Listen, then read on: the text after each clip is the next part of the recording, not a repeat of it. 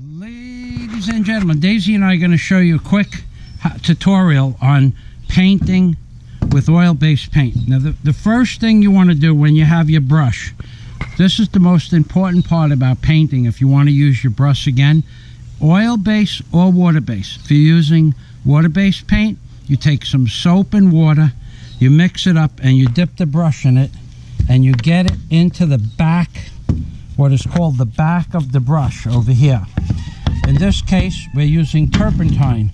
So you put the turpentine down on the brush like that, into the back of the brush, hold the brush up, smash the brush down,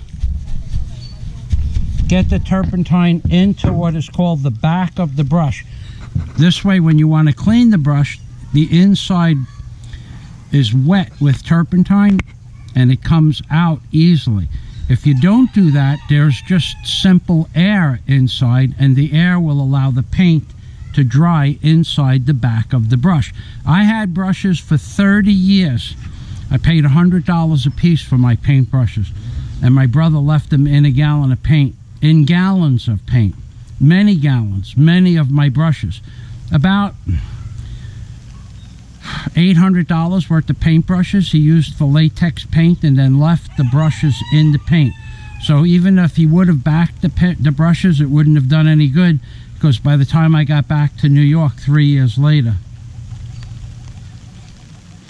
they were 1/2 quart or 2 quart or half gallon hammers. Okay, so it's starting to rain again. They were 30 years old. He used one inch thick by 5 inches wide. So that's 1 inch thick by 5 inches wide by 6 inch long camel hair brushes he used for latex paint, and then left the brush in the gallon of paint, and the brush went like that in the gallon for 3 years and turned into a rock. It was hard as you could bang nails in with it. Okay, so here is the second part about, oh man, we had this top, it got a skin on it, so I just punched a hole on this side and that side to pour it outside the skin, and then I'll put some turpentine under the skin. And I use this block here like that and this maul to flatten this out, and then later when the paint is out of the can altogether, I'll finish flattening it out like this, and then put a wire to it, and then that's our metal bucket in the Philippines.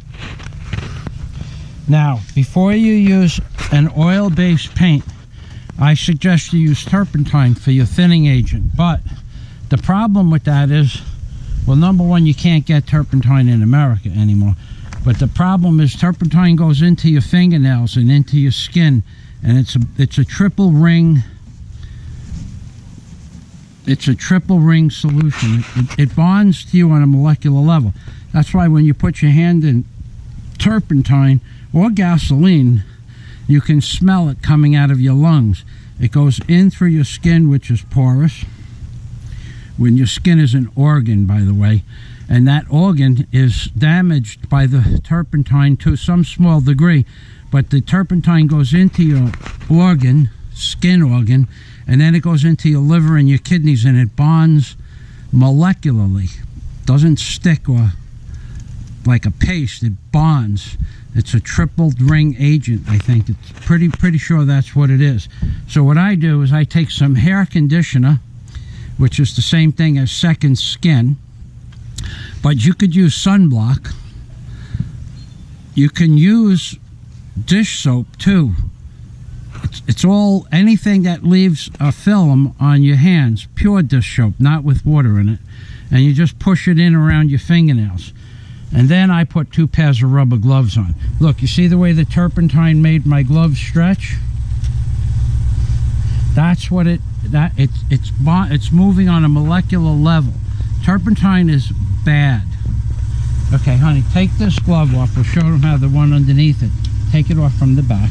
Just the outer glove. What's outer?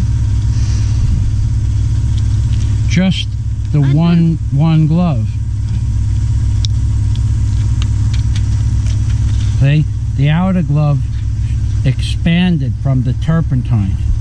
The inner glove, well, where there were holes in the glove, the turpentine does that to your lungs. That's the bottom line.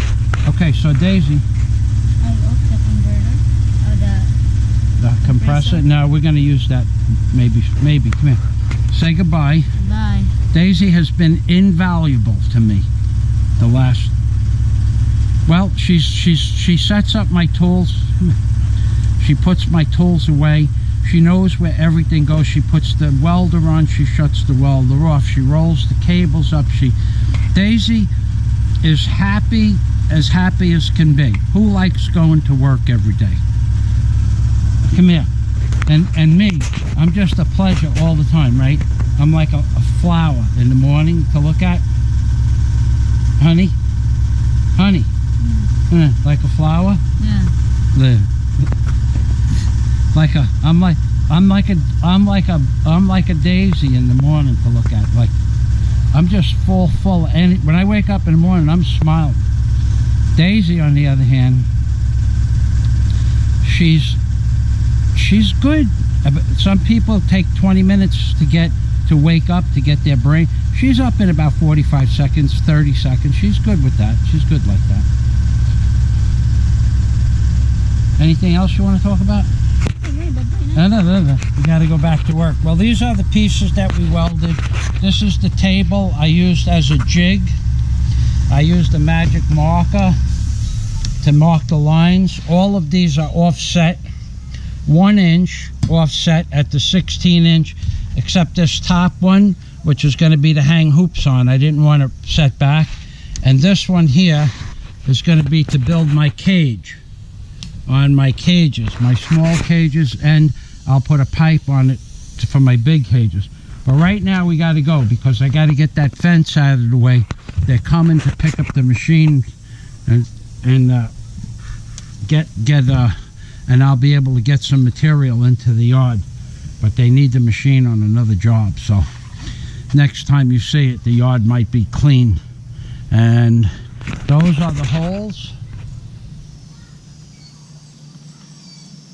There are 2 holes down there, 2 meters by 2 meters by 2 meters. They're bigger than they need to be. I'm making the footings a little bigger because I'm not happy with the substrate underneath the at the bottom. It's a little soft. I'm filling it in with rocks and I packed it down with the machine, but I'd rather have a bigger hole with a bigger footprint of the foundation footing for another $5,000, another $100 of concrete. Make all the difference in the world when it comes to having a footprint almost twice the size. I think that's it. Daisy keeps everything neat over here. Daisy is becoming a mechanic. She will go out into the shop, set up my tools, put handles on things, fix stuff, put screws in stuff. Amazing. The amazing Daisy May. Ay, naon. Uy, ano? Bye. She's shy. Okay, well, thanks for watching our videos. Anything else?